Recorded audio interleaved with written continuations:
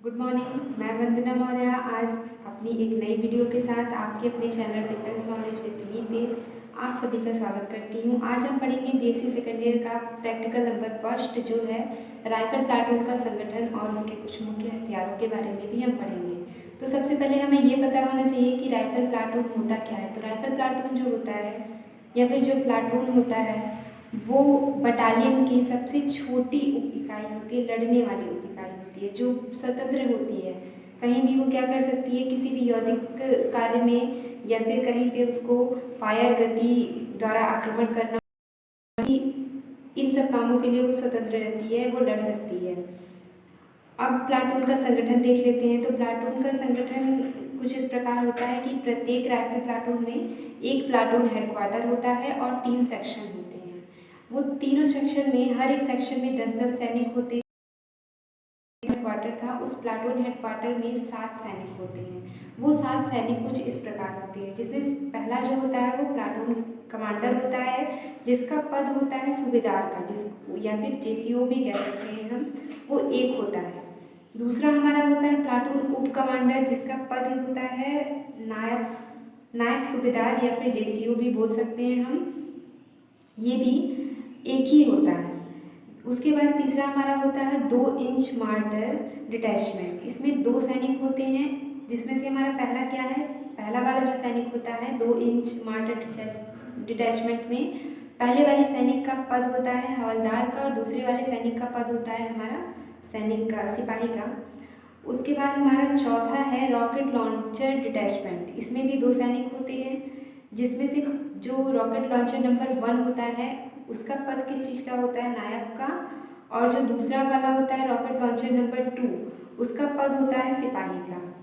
उसके बाद हमारा है 5th नंबर अर्दली या फिर धावक, ये भी एक ही होता है।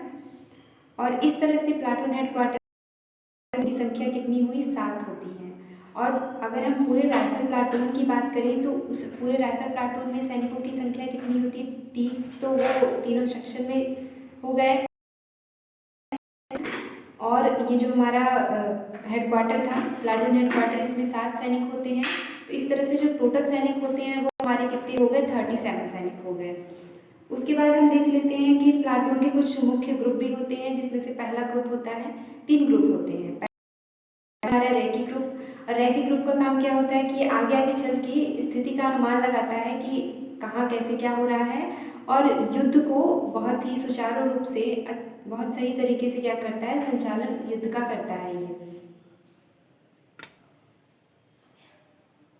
रेकी ग्रुप जो होता है वो क्या करता है, पहले तो स्थिति का अनुमान लगाता है, उसके बाद युद्ध के सफल संचालन हेतु योजना भी बनाता है। इसमें जो होता है हमारा प्लाटून, ये रेकी ग्रुप में प्लाटून कमांडर होता है और जो अर्दली या फिर धावक था वो भी रेकी ग्रुप में ही होता है। दूसरा ग्रुप हमारा क्या है, आदेश ग्रुप।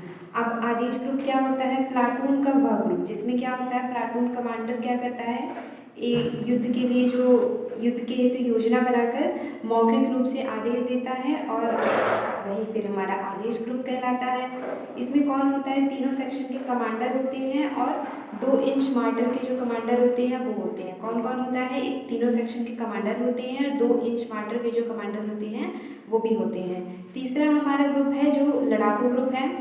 ये क्या हो जाए, जो तीनों सेक्शन थे हमारे प्लाटून राइफल प्लाटून के जो तीनों सेक्शन थे उन तीनों सेक्शन को अगर हम कंबाइन करते मिला दें तो जो हमारा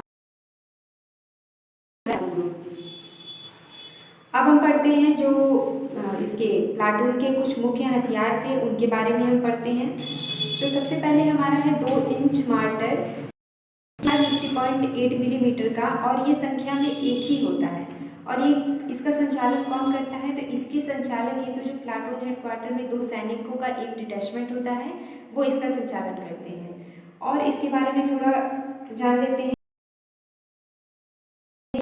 और यह सेक्शनों को क्या करता है, निकट सहायता प्रदान करता है।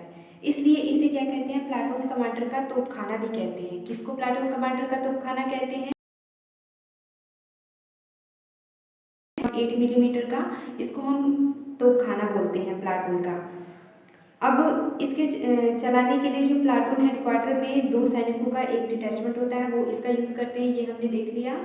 इसके बाद यह उच्च प्रक्षेप पथ, हाई ट्रैजेक्टरी एवं मजल लोडिंग और अर्थात नाल की ओर से भरे जाने वाला असुरक्षित हथियार होता है।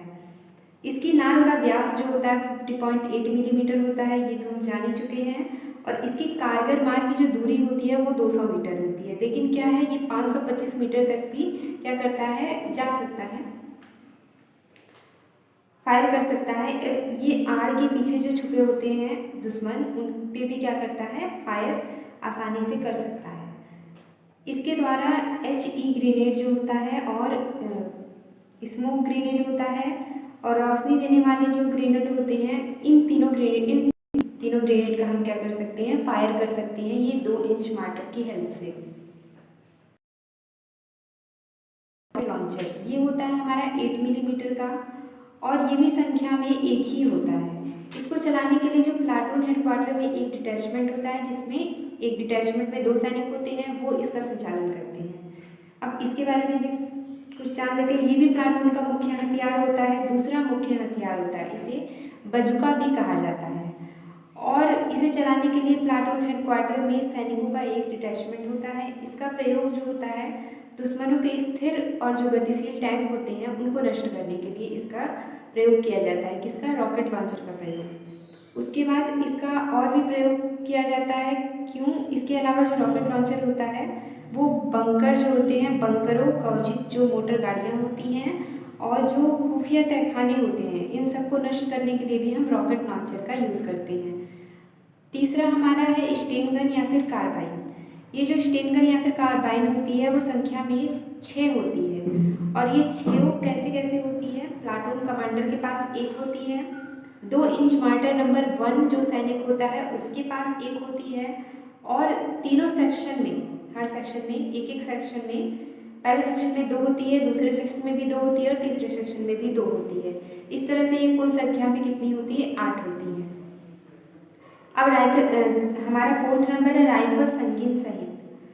ये भी संख्या में 24 होती है और प्लाटून 2 IC के पास एक होती है। 2 इंच मार्टर नंबर 2 के पास एक होती है और अर्दली और जो धावक होता है उसके पास भी एक होती है। तीनों सेक्शन में, हर सेक्शन में ये 7-7 होती है। सेक्शन नंबर 1 में भी 7, 2 में भी 7 और 3 में भी 7 होती है। इस तरह से तीनों सेक्शन में 7-7 होती है और कुल संख्या में टोटल ये 24 होती है। 5वां हमारा है ब्रेन गन। ब्रेन गन संख्या में 3 होती है, तीनों सेक्शन में एक एक होती है। सेक्शन नंबर 1 में 2, 2 में 2 और सेक्शन नंबर 3 में भी 2 होती है। 6 नंबर हमारा पिस्तौल या फिर रिवॉल्वर। पिस्तौल या फिर रिवॉल्वर क्या है, ये भी संख्या में एक होती है और ये सिर्फ प्लाटून कमांडर के पास ही होती है। जो हमारी पिस्तौल या फिर रिवॉल्वर है वो किसके पास होती है, सिर्फ प्लाटून कमांडर। सांकेतिक पिस्तौल जो है 7वां नंबर, सांकेतिक पिस्तौल, ये भी संख्या में एक होती है और ये किसके पास होती है, 2 इंच मार्टर नंबर 2 जो होता है उसके पास ये होती है। ये जितने भी हथियार अभी मैंने बताए, 7 हथियार के अलावा भी जो प्लाटून के प्रत्येक सैनिक होते हैं उनके पास और भी निर्धारित मात्रा में क्या होता है, गोला बारूद होता है, जो जैसे कि स्टेन गन की मैगजीन, राइफल की मैगजीन और ब्रेन गन की मैगजीन, रिवॉल्वर की गोलियां, सांकेतिक पिस्तौल की गोलियां, उच्च विस्फोटक ग्रेनेड, धुआं पैदा करने वाले ग्रेनेड, रोशनी देने वाले ग्रेनेड, ये सब भी इन सैनिकों के पास पर्याप्त मात्रा में होता है। युद्ध क्षेत्र में जो प्लाटून कमांडर है वो क्या क्या सामग्री लेके जाता है ये भी देख लेते हैं। तो वो स्टेन गन लेके जाता है, दूरबीन लेके जाता है, दिक्सूचक यंत्र लेके जाता है, मानचित्र लेके जाता है, CD लेके जाता है और घड़ी, message form pad, pointer staff, pocket battle diary, बैरलाइट पिस्टल और 12 लाल, हरे तथा प्रकाश देने वाले कारतूस भी लेके जाता है। तो ये था हमारा प्रैक्टिकल नंबर 1, जो प्लाटून का कैसे संगठन होता है, उसमें कितने सैनिक होते हैं और उसकी कुछ जो मुख्य हमने उनके बारे में भी जान लिया। एक बार जल्दी से क्विक रिवीजन कर लेते हैं हम। सबसे पहले हमने क्या देखा कि जो प्लाटून है वो सबसे छोटी उप इकाई होती है बटालियन की। उसके बाद हमने जाना कि ये जो प्लाटून होता है इसमें एक हेडक्वार्टर होता है, प्लाटून का एक हेडक्वार्टर, और ये 3 सेक्शन होते हैं। इसमें जो 3 सेक्शन होते हैं, हर सेक्शन में 10-10 सैनिक होते हैं और जो प्लाटून का हेडक्वार्टर था उसमें कितने सैनिक थे, 7 सैनिक थे। इस तरह से हमने क्या देखा कि टोटल सैनिक हमारे 37 सैनिक होते हैं एक उसमें प्लाटून में। टोटल राइफल प्लाटून में 37 सैनिक होते हैं। इसके बाद हमने क्या देखा कि ये 3 ग्रुपों में डिवाइड था। पहला हमारा था रेकी ग्रुप, दूसरा था हमारा आदेश ग्रुप, तीसरा था हमारा लड़ाकू ग्रुप। रेकी ग्रुप का काम क्या था कि जल्दी जल्दी आगे आगे चल के क्या करते हैं, युद्ध का स्थिति का अनुमान लगाते हैं कि कैसी क्या स्थिति है हमारी, और फिर युद्ध का कैसी योजना बनाते हैं कि कैसे युद्ध को हम क्या करें, अच्छे से सुचारू रूप से उसका संचालन कर सकते हैं। उन सब की योजना कौन बनाता है, रेकी ग्रुप बनाता है। उसके बाद हमने क्या देखा था कि आदेश ग्रुप क्या करता है, जो प्लाटून कमांडर होता है वो आदेश ग्रुप बनाता है और उसको मौखिक रूप से ही आदेश देके जो योजना बनी होती है युद्ध की उसके बारे में बताता है और उसको आदेश देता है, वो आदेश ग्रुप कहलाता है। उसके बाद हमने तीसरा नंबर क्या देखा था कि लड़ाकू ग्रुप, जो 3 सेक्शन थे वो तीनों सेक्शनों को अगर मिला दिया जाए तो तब जो नया ग्रुप बन रहा था वो क्या कहला रहा था, हमारा ये लड़ाकू ग्रुप कहला रहा था। इतनी बात हो गई। अब हमने उसके बाद देखा था कि ये जो प्लाटून, उन मुख्य हथियारों में जो 2 हथियार थे वो बहुत ज़्यादा महत्वपूर्ण थे। तो जिसमें से पहला था 2 इंच मार्टर जो 50.8 मिलीमीटर का था, और जो दूसरा था वो रॉकेट लॉन्चर था। उसके बारे में भी हमने बहुत अच्छे से यहाँ पढ़ा। आज के लिए बस इतना ही। धन्यवाद।